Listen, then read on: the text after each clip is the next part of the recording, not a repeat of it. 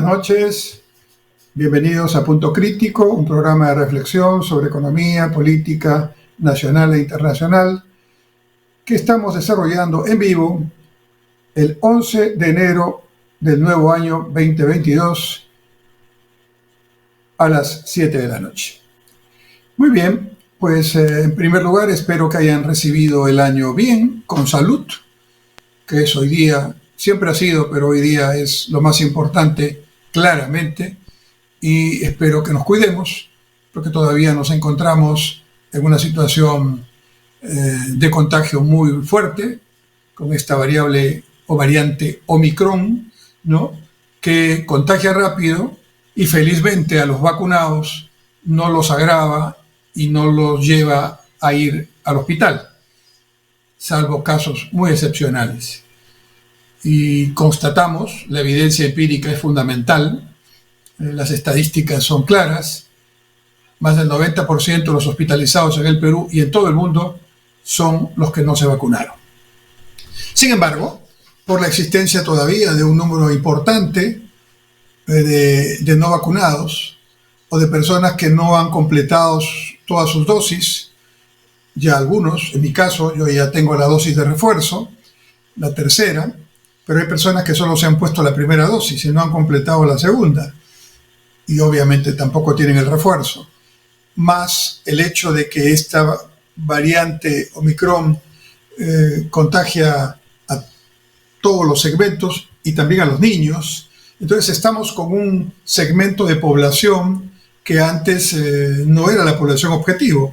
Recordemos que cuando hablamos de 80% de población peruana vacunada, de población objetivo vacunada, estamos hablando de la población mayor a 25 años. Esa era la población objetivo. A partir de fines de enero de este año, vamos a empezar el proceso de vacunación a los niños a partir de los 5 años hasta los 11, ¿no?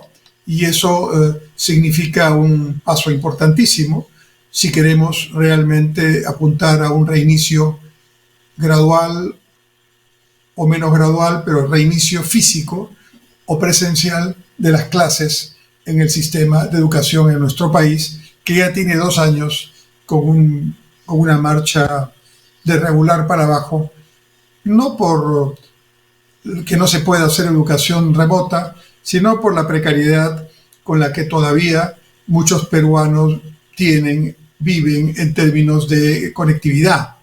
El último censo que se realizó hace algunos años, el último censo nacional, que lo pueden ver en la página web del Instituto Nacional de Estadística e Informática, INEI, establece que de 100 hogares en el Perú, solo 40 tienen internet en casa. Es decir, de 100 hogares donde hay niños matriculados en colegios públicos, solo 40 de esos 100 tienen internet en casa. Por eso la figura con la que a veces hemos visto niños en nuestros pueblos allá en la montaña, en la selva, en la Amazonía o en la altura andina, buscando la señal de satélite en alguna zona elevada para poder tomar sus clases. Eso no ocurriría si tuviéramos una banda de internet, una banda ancha de internet muy sólida, muy veloz, de mucha calidad, y si usáramos otras posibilidades tecnológicas que tenemos, como por ejemplo el espacio que deja la televisión analógica una vez que se deja de transmitir televisión abierta analógica y solo se transmite digital, que es un tema pendiente en el país.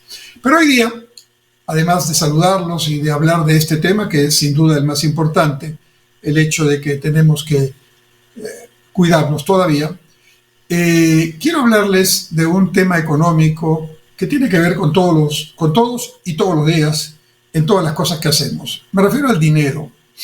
El dinero, la moneda, el billete, el dinero, así llamado de manera general, surgió hace muchísimo tiempo, en realidad, en épocas muy antiguas.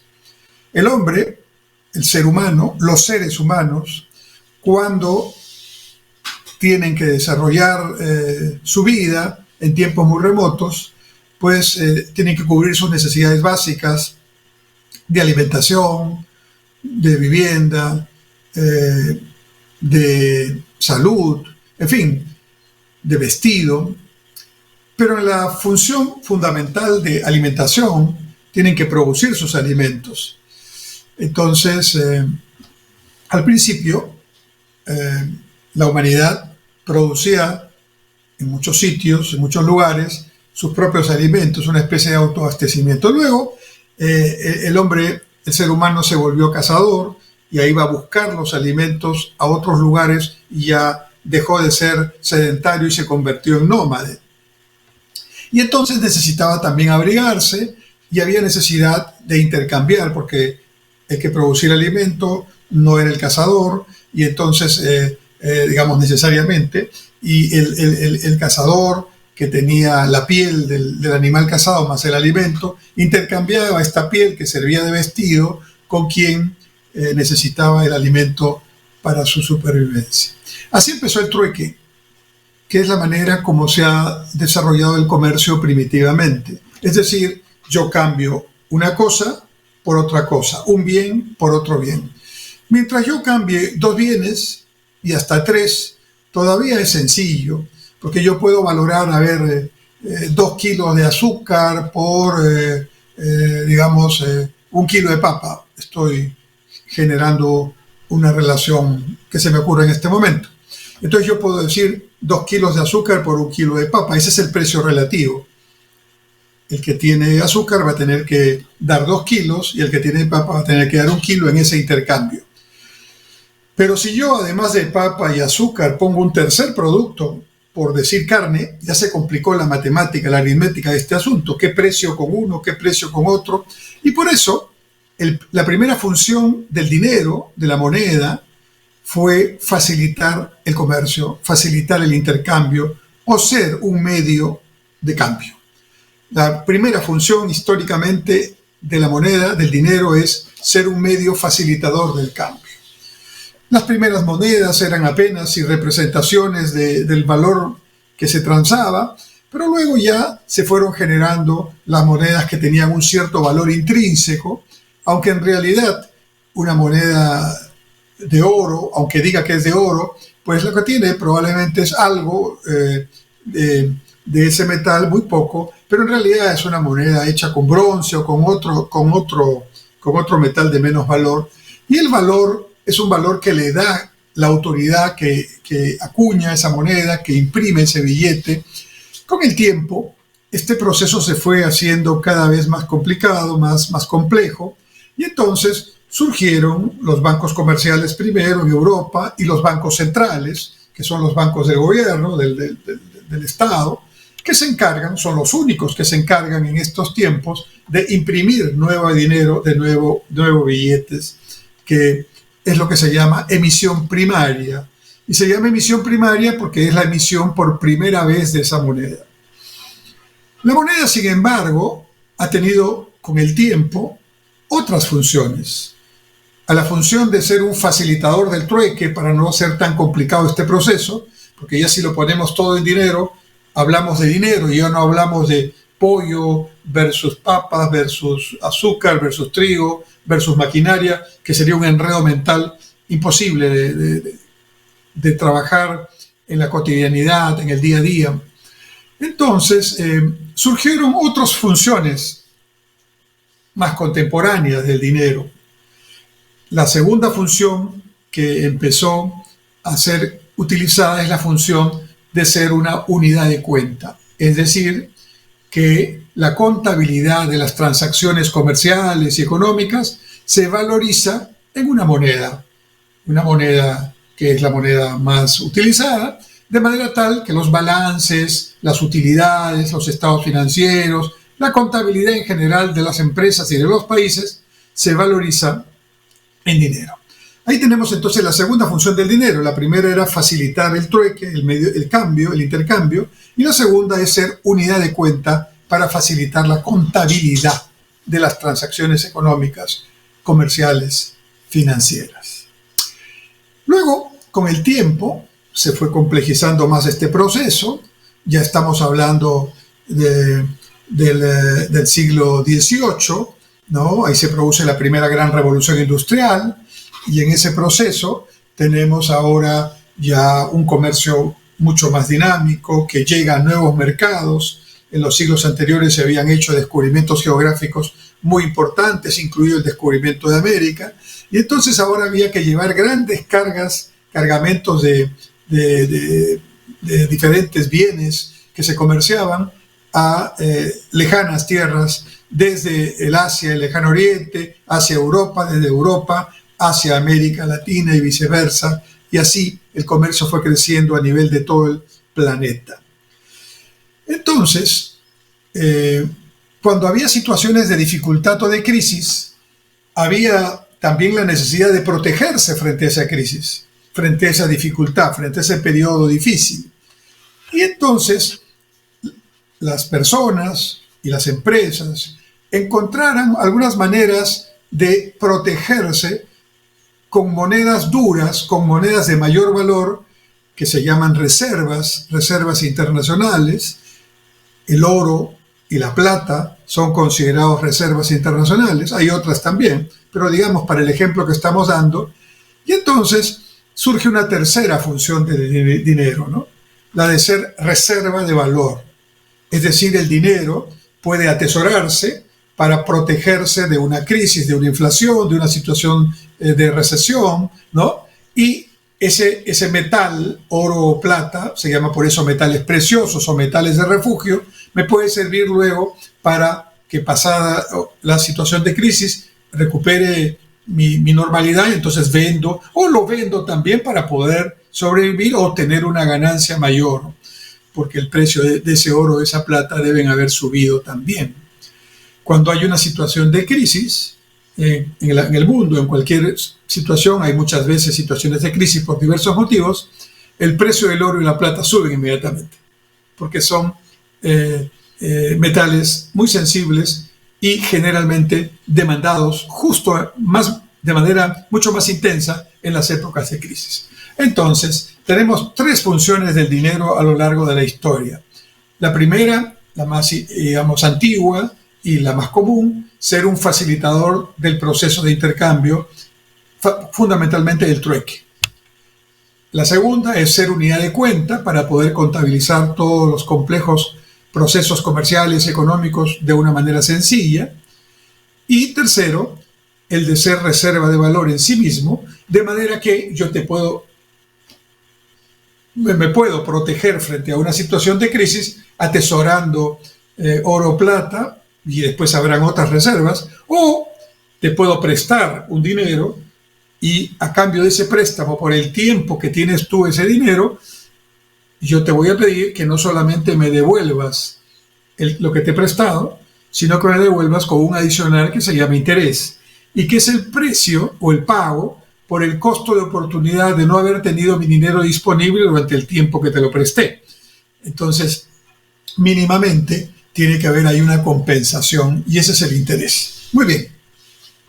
Entendido cuáles son las funciones del dinero, hace mucho tiempo ya que esto funciona así, lo que quiero explicarles ahora es cómo funciona la emisión del dinero y por qué es importante entender que esta emisión del dinero, que la hacen los bancos centrales de cada país, tiene que ser una emisión muy responsable, tiene que ser muy técnica y tiene que ceñirse estrictamente a lo planificado, porque de lo contrario, si es una emisión de dinero mayor a la que debe ponerse en la economía en circulación, entonces inmediatamente viene la inflación.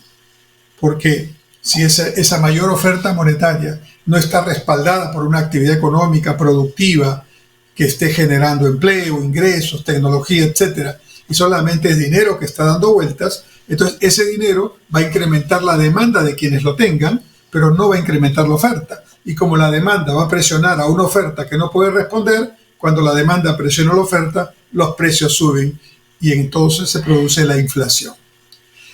Entonces, dicho esto, es muy importante que los bancos centrales sean manejados de manera técnica, autónoma de los gobiernos, en el sentido que los gobiernos no manipulen a esa institución, no pongan ahí personas allegados políticos o retribuyan favores dando empleos. No, el Banco Central tiene que estar absolutamente ajeno a esa situación, porque su tarea es muy, muy delicada, requiere un altísimo nivel de conocimiento, de profesión, de profesionalización y de base técnica, y evidentemente esto requiere que esté con la suficiente autonomía y capacidad para poder ejercer su tarea. En los últimos 20 años, 25 años diría yo, la autoridad monetaria en el Perú, que es el Banco Central de Reserva, ha hecho una magnífica tarea. Una tarea realmente poco correspondida en términos de aplauso popular, porque claro, los bancos centrales no están para el aplauso popular, están para hacer la tarea que les corresponde hacer, pero es una tarea silenciosa, responsable y silenciosa. Y esa tarea significa justamente medir exactamente la cantidad de dinero que tiene que ingresar a la economía y no más. Y no tener ni responder a ninguna presión de nadie, incluido el Ministerio de Economía y Finanzas, que pueda decir, emite más porque tengo que mover más dinero, poner más dinero en la economía. Dinero que se pone en la economía por encima del crecimiento productivo de la capacidad de planta de un país es inflación. Y la inflación es el peor de todos los impuestos, porque afecta a todos, pero mucho más a los más pobres. Este Banco Central, que por más de 25 años ha hecho muy bien la tarea y ha desarrollado una política, como digo, silenciosa en su mayor parte, pero muy efectiva, porque logró que la inflación en el Perú, por más de 20 años, se mantuviera en el rango meta entre 2 y 3%, no más. Quienes tienen menos de 40 años no saben lo que es la inflación, menos una inflación galopante, grande, que se llama hiperinflación, que nosotros tuvimos en los años 70 y en los años 80. No saben. Quienes tenemos más de 40 años y quienes tenemos un poco más de 50 años, sabemos exactamente qué significa una inflación. Significa que el dinero que tienes hoy día en la mano, dentro de unas horas, te sirve para comprar menos bienes y servicios. La inflación deteriora la capacidad adquisitiva del dinero y hace que tú compres menos. Como esa situación es obviamente perjudicial para tu consumo, para tu nivel de vida, tú tratas de comprar más rápido para tratar de comprar más barato porque los precios están subiendo. Y al comprar con mayor velocidad, contribuyes a acelerar más la inflación porque se produce desabastecimiento y esa situación es realmente un círculo vicioso al que no deberíamos volver nunca. Hemos llegado a tener inflaciones de 2 dígitos, de 3 dígitos, ¿no? Y hasta de 4 dígitos en el Perú. Y esa situación se debió fundamentalmente a que por muchos años, como economía y principalmente por acción del Estado, hemos gastado mucho más de lo que ingresaba. Si en la casa de cualquiera de ustedes, con el ingreso familiar ya consolidado de todos los que trabajan en la casa, hay un nivel determinado de gasto que se puede hacer con ese ingreso, pero si de pronto empezamos a gastar, tomamos préstamos, nos endeudamos, seguimos gastando, usamos la tarjeta de débito, la tarjeta de crédito y no calculamos bien cómo vamos a pagar eso en el futuro próximo, sobre todo si nuestros ingresos van a ser capaces de afrontar ese pago, ¿no?, con tranquilidad, sin complicarnos la vida. Si eso pasa en una familia, si gastamos más de lo que ingresa, pues vamos a tener serios problemas, probablemente con el banco o con quien nos prestó el dinero o con nuestro propio consumo, que tendrá que verse afectado, disminuyendo o bajando la calidad de ese consumo para poder comprar o consumir algo parecido a lo que comprábamos antes, pero que cueste menos, ¿no? Porque tenemos menos dinero.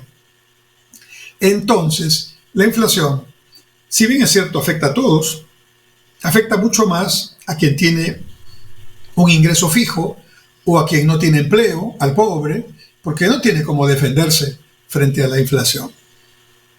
Y yo hablo de esto porque este año, 2022, espero que los precios vuelvan a estar, ojalá, como señala el presidente del Banco Central, el doctor Velarde, en el segundo semestre de este año, en el rango meta entre 2 y 3%, porque el año pasado hemos cerrado entre 6 y 7% de inflación anual. Es decir, la inflación en el segundo semestre, sobre todo después de la asunción del gobierno del presidente Castillo, se disparó al doble. Era 3 y terminó siendo 6, casi 7%. Y por eso es que tenemos hoy día los precios en el mercado, en el día a día, todos elevados de alguna manera. Todavía una inflación de 6% no es una inflación que nos lleve a decir que estamos en un problema serio, pero estamos en una situación que no es positiva.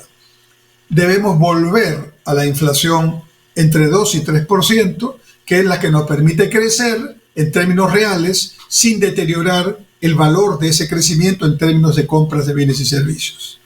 Y por eso el Banco Central tiene que tener esa autonomía y tiene que seguir desarrollando esa tarea responsablemente.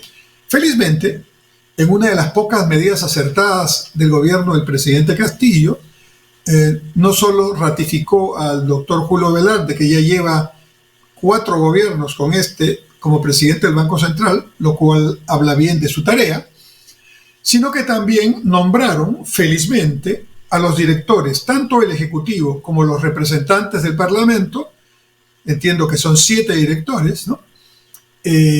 Con personas de grandes perfiles técnicos que están acompañando ahora a Julio Velarde en esta tarea. Y creo que, como digo, fue una decisión correcta y el Banco Central está haciendo su tarea.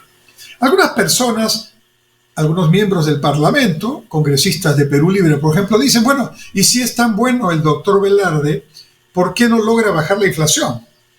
Claro, es que el Banco Central hace su tarea, pero si el conjunto de la economía y sobre todo el gobierno no hace la suya, entonces ahí tenemos una pata coja o 2 patas cojas que por más bueno que sea el doctor Velarde y buena la tarea del Banco Central, no va a poder superarlo totalmente. Es cierto que la inflación que estoy comentando, que es, repito, entre 6 y 7%, es una inflación que en buena parte vino por una influencia externa, los precios de alimentos importados y el precio del petróleo importado, y nosotros importamos las dos cosas, que generó un impacto, digamos, por influencia externa. Pero es cierto también que una parte de esta inflación tiene que ver con un tipo de cambio que se elevó por encima de la estabilidad que había mostrado, en buena parte por la inestabilidad y la incertidumbre que los agentes económicos, familias y empresas teníamos y tenemos desde que se desarrolló la campaña electoral última. Ese tipo de cambio elevado hace que los costos de todo el componente importado traducido en soles cuesten más. ¿Y eso a dónde va? A los precios. ¿Y los precios quién los paga? Los consumidores. Y por eso nosotros tenemos este problema. Vamos a seguir en este tema, pero vamos a hacer una pequeña pausa en nuestro programa. Volvemos en un momento, en Punto Crítico. Gracias.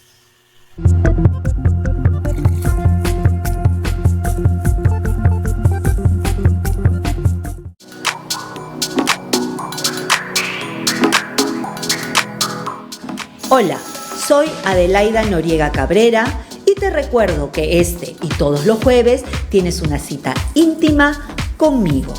Y ahora tendremos más tiempo juntos, de 7 a 9 de la noche. Envíame cualquier inquietud o duda que tengas al correo conversando@ondadigital.pe. Te espero este jueves para tener una conversación íntima.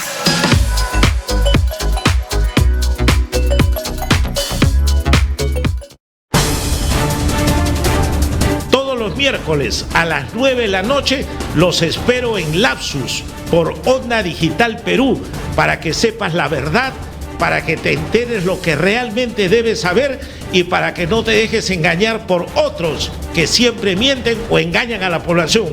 Lapsus, Onda Digital Perú, miércoles 9 de la noche.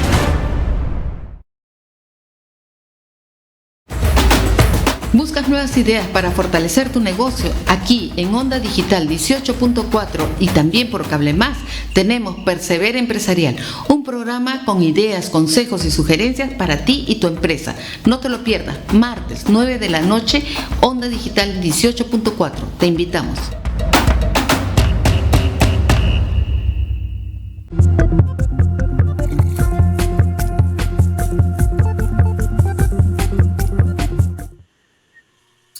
Volvemos en Punto Crítico, su programa de análisis económico y político nacional e internacional.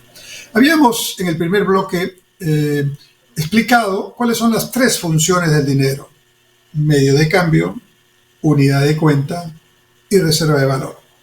Y explicamos también cómo es muy importante la función del Banco Central para emitir dinero cada año que sea justo el necesario para el crecimiento económico que vamos a tener, el crecimiento del Producto Bruto Interno.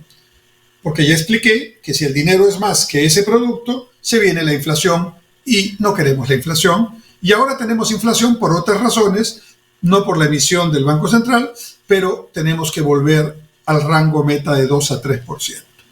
En este segundo bloque quiero explicarles cómo funciona un mecanismo extraordinariamente interesante de creación del dinero, ya no por el Banco Central, que es el único que puede emitir primariamente el dinero, es decir, el único que puede emitir moneda, acuñar moneda y emitir billetes nuevos en función de este criterio que ya expliqué, sino cómo el dinero también puede crecer a partir de la participación de los bancos comerciales, en particular de los bancos comerciales.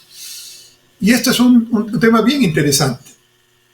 Resulta que cuando uno va a un banco para depositar sus excedentes en una cuenta de ahorros, entonces el banco, una vez que recibe el dinero, digamos que recibe 100, tiene que guardar una parte de ese dinero obligatoriamente en un depósito que se llama encaje, que el Banco Central está chequeando que se haga.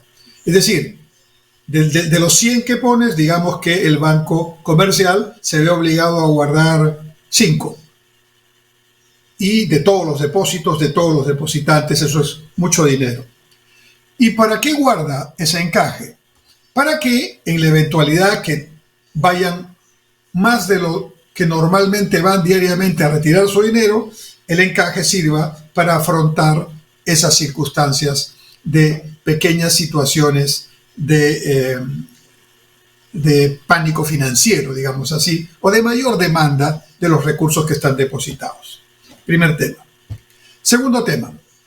Si el banco recibe 100, su actividad económica, la razón de ser del banco, es que esos 100 tiene que prestarlos.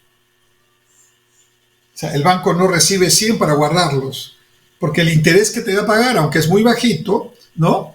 Sin embargo, es un interés que tiene que generarlo a través del uso que se hace de ese dinero en los préstamos. Entonces, la función de un banquero, de un banco, es que todo el dinero que recibe como depósitos de las empresas o de las personas o de las familias, tiene que inmediatamente colocarlo. Si no lo coloca, va a estar perdiendo dinero, porque dentro de poco te tengo que reconocer intereses, y si no he prestado, ¿cómo te voy a pagar esos intereses? Por eso, el banco es un intermediario financiero.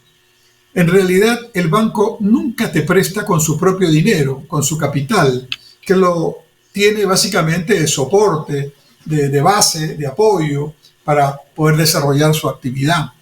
El banco te presta, hace sus préstamos con el dinero de los ahorristas, no con su dinero.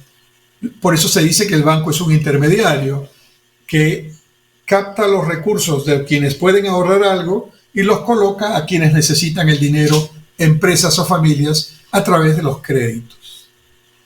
Pero El detalle aquí es que cuando el banco presta los 100 que había recibido de depósito, le quita el encaje, le quedan 95 y esos 95 los empieza a prestar, no los presta solamente a una persona o a una empresa, los presta a diferentes personas y empresas a través de créditos de consumo, créditos hipotecarios, avances en cuenta corriente, préstamos de preembarque o de posembarque, si es una operación comercial internacional. Y entonces, el banco, al desarrollar esa operación, genera una corriente con el dinero colocado por el ahorrista que empieza a dar vueltas y vueltas mayores a los 100 depositados, porque todo se hace a través de las operaciones en las cuentas de los clientes. Los clientes, a su vez, una vez que reciben ese dinero, empiezan a generar con cargo a ese dinero pago de planillas, compra de materiales, importaciones, y todo eso empieza a generar una actividad económica que es varias veces más el valor de lo que está realmente depositado. Entonces, el banco en realidad y el sistema bancario trabaja con una palabra que es fundamental: confianza.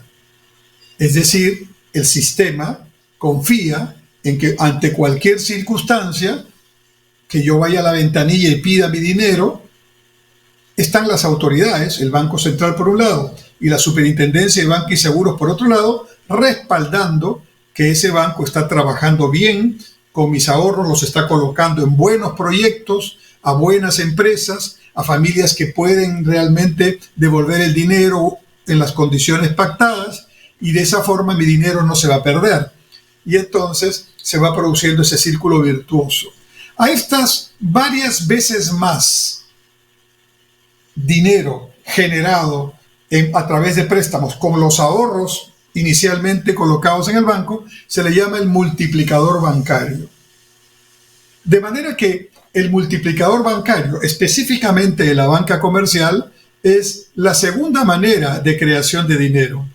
La primera es la del Banco Central, único que puede desarrollarla, por constitución y por ley, y además, por experiencia, es lo mejor, porque en anteriores oportunidades, hace mucho tiempo, han habido bancos comerciales que hacían también esa tarea, y esto se convirtió en un problema especulativo terrible.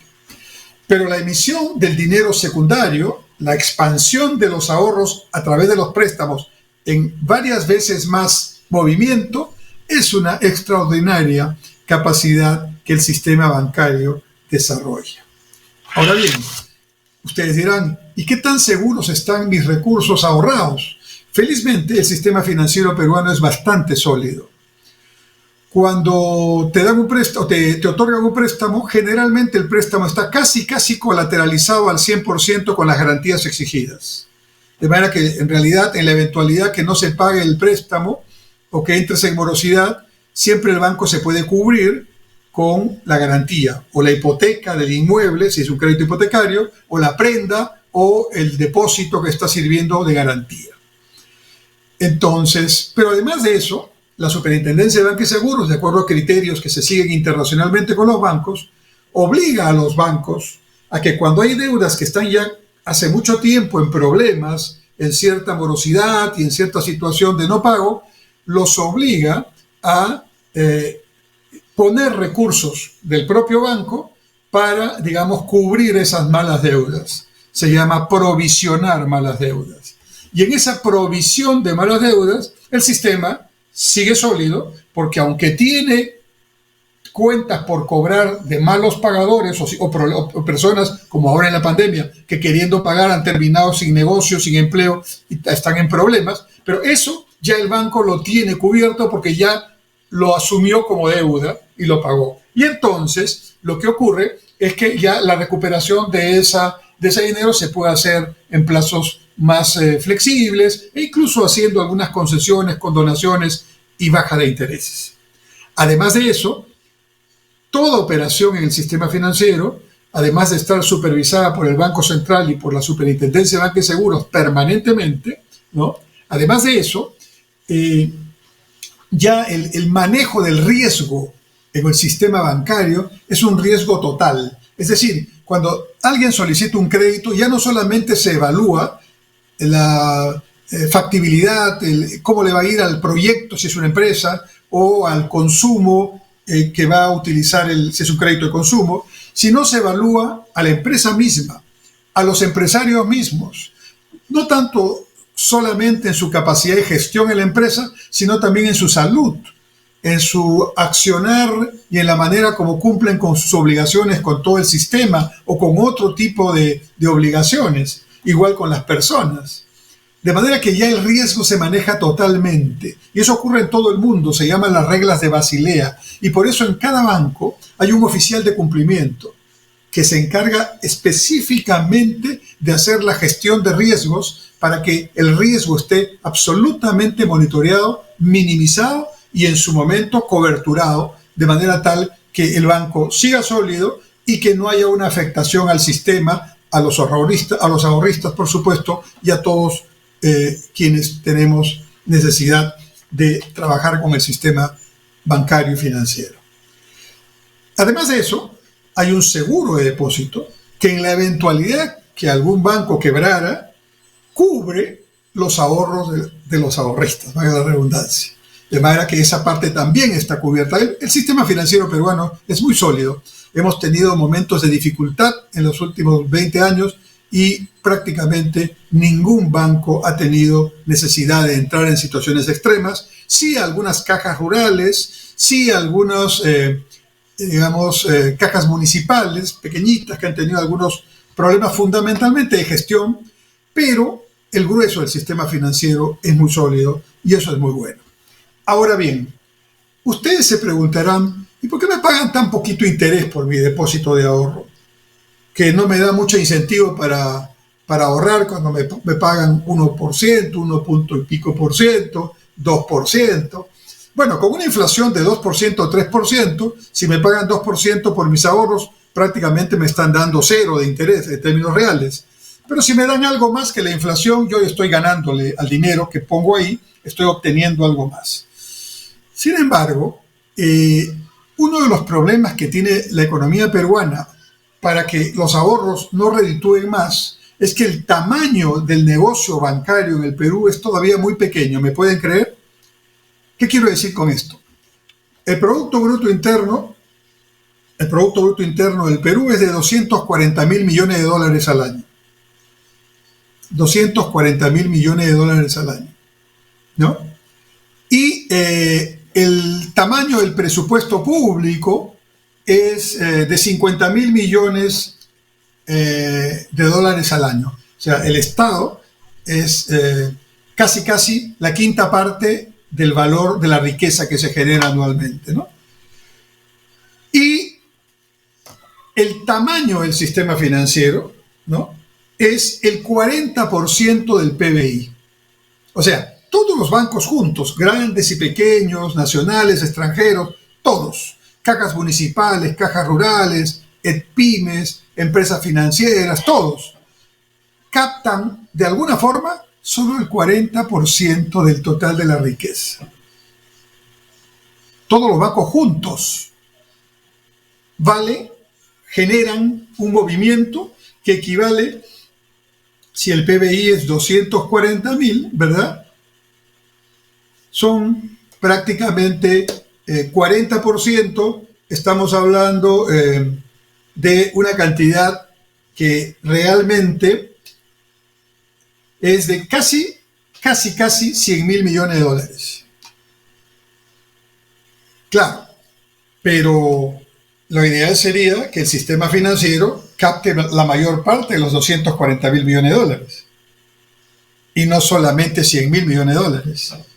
Entonces, ¿qué pasa con los 140.000 millones de dólares que no pasan por ningún banco, por ninguna cuenta, por ningún préstamo, por ninguna tarjeta de crédito? Están dando la vuelta por todo lado en la economía peruana. O sea, el dinero no bancarizado en el Perú es mucho más del doble, ¿no? Algo más del 100% de lo que está bancarizado. O sea, de 100, 40 en los bancos, 60 fuera de los bancos.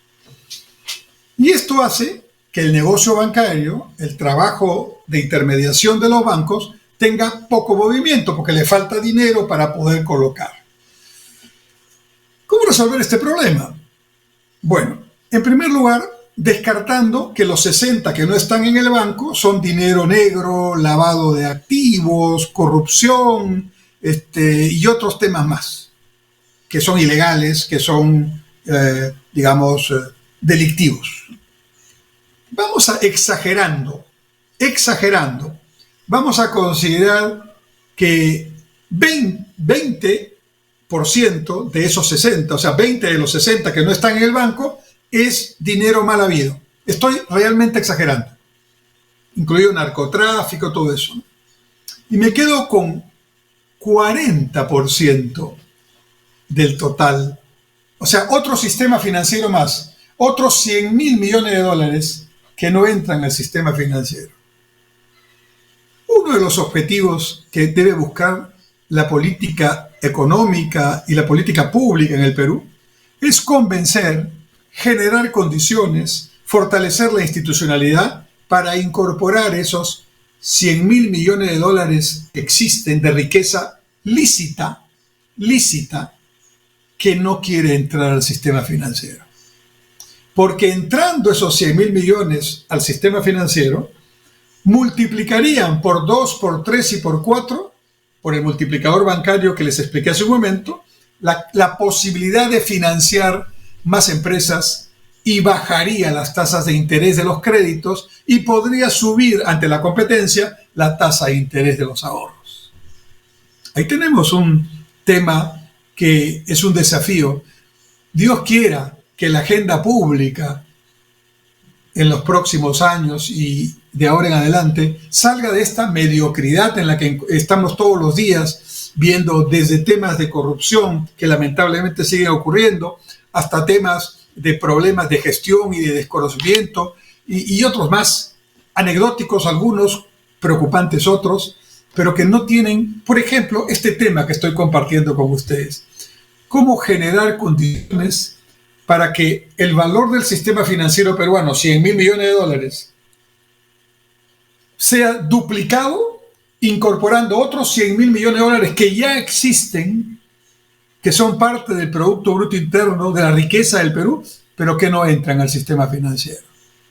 O por temor, o por falta de incentivos, o porque la gente está acostumbrada en algunos asuntos a poner la plata debajo del colchón, o manejarla de mano a mano, ¿no? Como si ustedes han ido seguramente muchas veces temprano al mercado mayorista o al mercado de pescadores, ¿no es cierto? Al terminal pesquero, y todo lo que se hace de camión a camión ahí en los mayoristas es con dinero en la mano.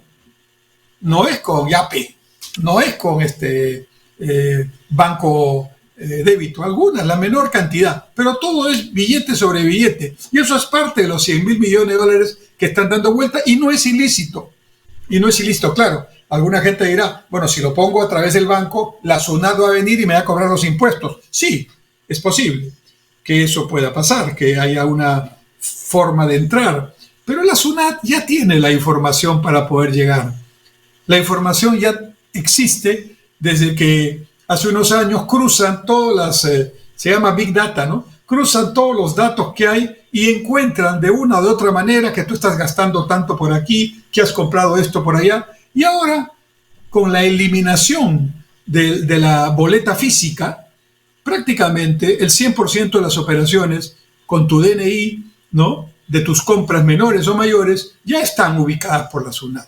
Entonces, poco a poco esto ya, de que ojalá que la SUNAT no me ubique, en realidad va a pasar a la historia, porque ya la SUNAT tiene formas de cruzar información cada vez más rápidas, con plataformas tecnológicas muy potentes, y los que tengan que pagar tendrán que pagar, ¿no? Pero vuelvo al punto, ¿se imaginan el tamaño completo del sistema financiero, un tamaño más incorporado?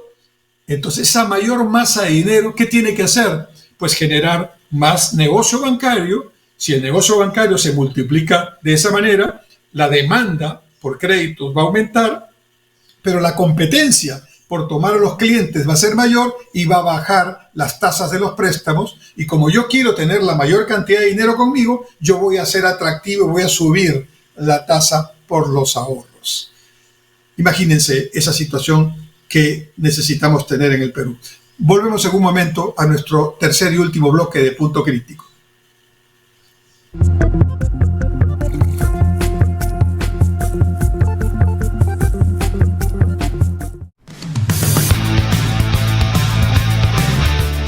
Hola, soy Omar Sar y todos los viernes a las 18 horas transmitimos nuestro programa El Constitucional por Onda Digital, canal 18.4 de televisión digital abierta en Lima y por Cable Más en el canal 791. Pero también se transmite a través de nuestro Facebook Omar.Sar y de las plataformas de Facebook y de YouTube Onda Digital Perú. Ya sabes, El Constitucional, viernes, 18 horas. Te esperamos.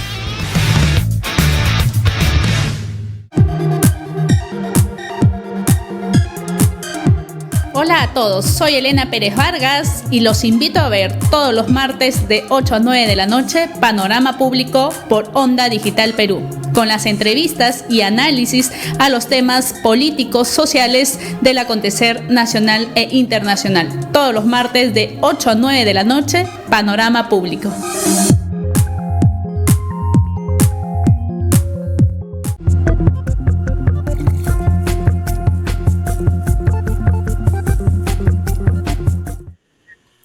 Volvemos a nuestro tercer y último bloque. En el primero les expliqué cuáles son las tres funciones del dinero y la importancia del Banco Central en la emisión de nuevo dinero, emisión primaria cada año, para no generar inflación.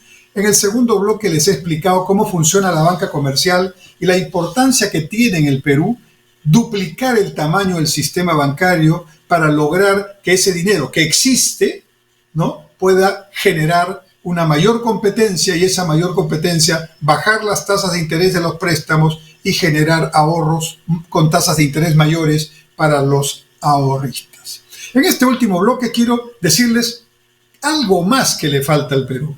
Hasta ahora he hablado solamente del sistema bancario comercial, pero todos los países avanzados y países, digamos, como Singapur o Corea del Sur, sin ir muy lejos, Chile o Colombia, que hace 40 años podría estar más o menos como nosotros en términos de tamaño económico, hoy día tienen 10, 20, 30 años en términos de crecimiento, nos han ganado, nos han sacado de ventaja.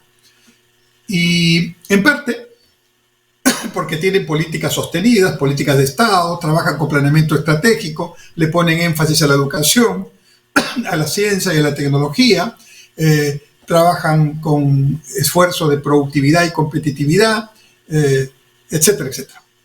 Pero en parte también porque tienen sistemas financieros muy sólidos, diversificados y que crecen. Y entonces, ¿cómo es que puede crecer el mercado bancario? Ya expliqué. Pero ¿cómo puede generar una actividad todavía mucho más importante para el desarrollo económico del Perú? Eso se hace fortaleciendo el mercado de capitales. O sea, el mercado bancario es el mercado de corto plazo. El mercado de capitales es el mercado de mediano y largo plazo. Y aquí viene un tema que tiene que ver con muchos aspectos de la idiosincrasia peruana.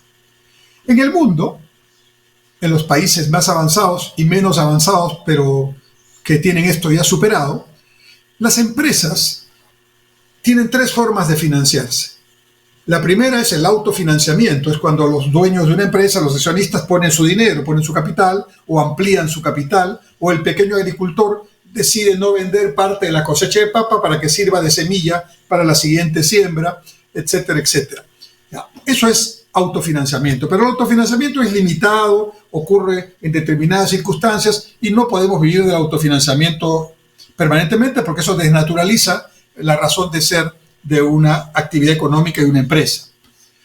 La segunda alternativa de tener dinero para una empresa es ir al banco justamente y pedirle un crédito, o sea, solicitar un crédito al banco, pero realmente que te está prestando es el ahorrista, como ya expliqué, el banco es el intermediario. Pero la tercera forma de buscar financiamiento es que no pongas de tu plata para el capital, autofinanciamiento, y que tampoco te vayas al banco, porque puede llegar un momento que ya el banco te pidió todas tus garantías, te está cobrando mucho y por lo tanto ya no puedes solicitar nuevos créditos. Entonces, ¿qué hacen la gran mayoría de empresas? Las más importantes del mundo, todas ellas van al mercado de capitales.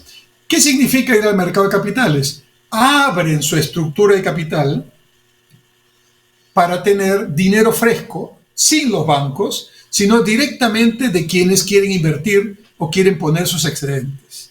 ¿Cómo hacen eso?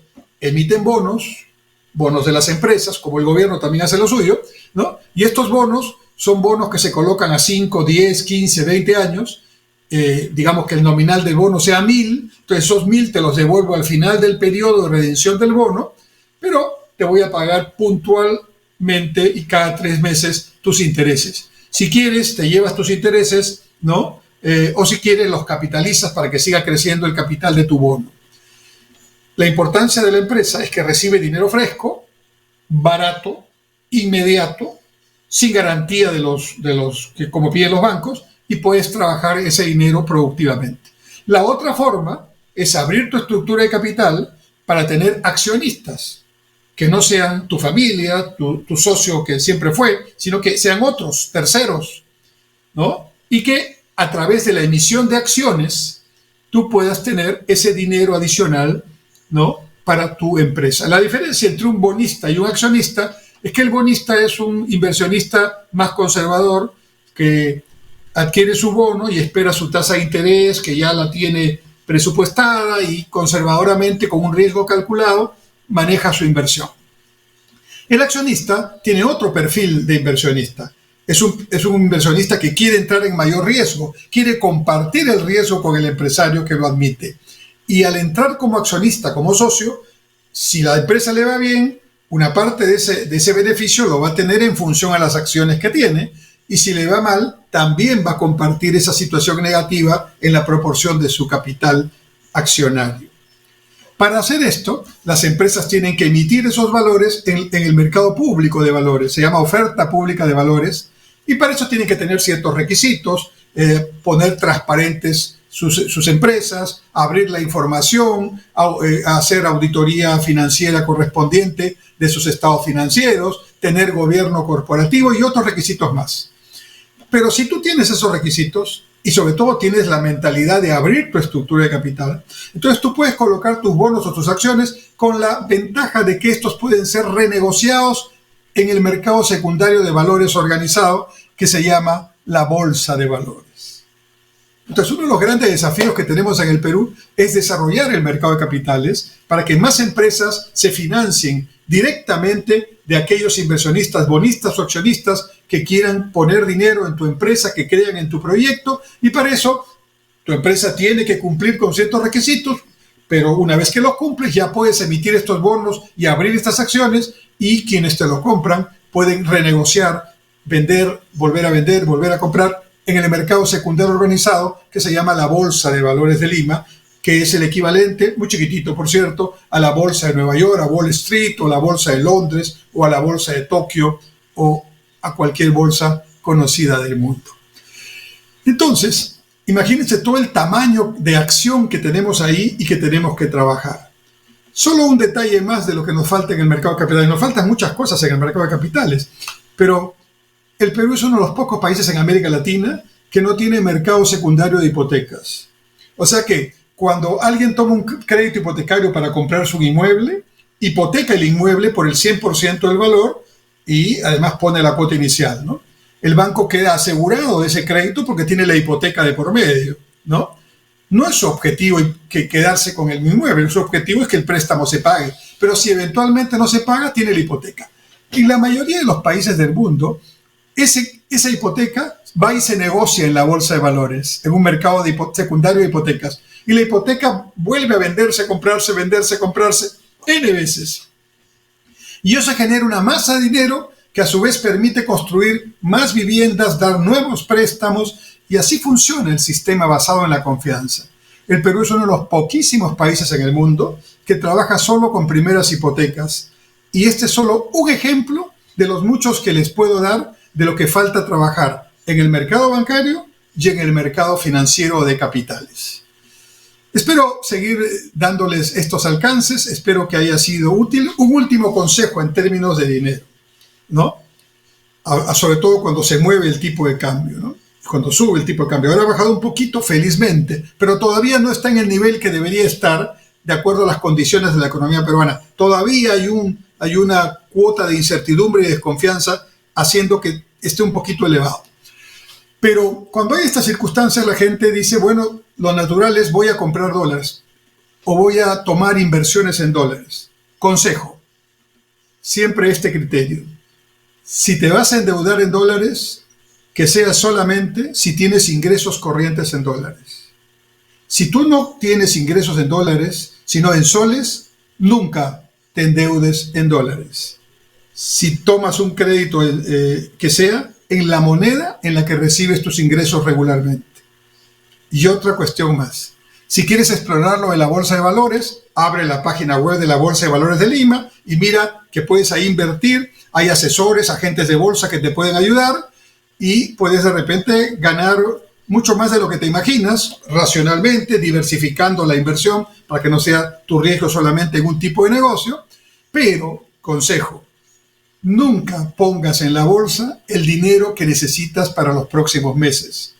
Eso no es. Lo que tendrías que poner en la bolsa es un dinero que sabes que no vas a necesitar en 1 o 2 años y que quieres invertirlo racionalmente con la ayuda de asesores que sí sepan cómo hacerlo. Algunos consejos concretos dentro de un campo que es sensacionalmente interesante y que el Perú apenas si está empezando a conocer. Espero verlos el próximo martes a las 7 de la noche en su programa Punto Crítico, su programa de análisis económico y político a nivel nacional e internacional por Onda Digital Perú. Hasta entonces, buenas noches y muchas gracias por su atención.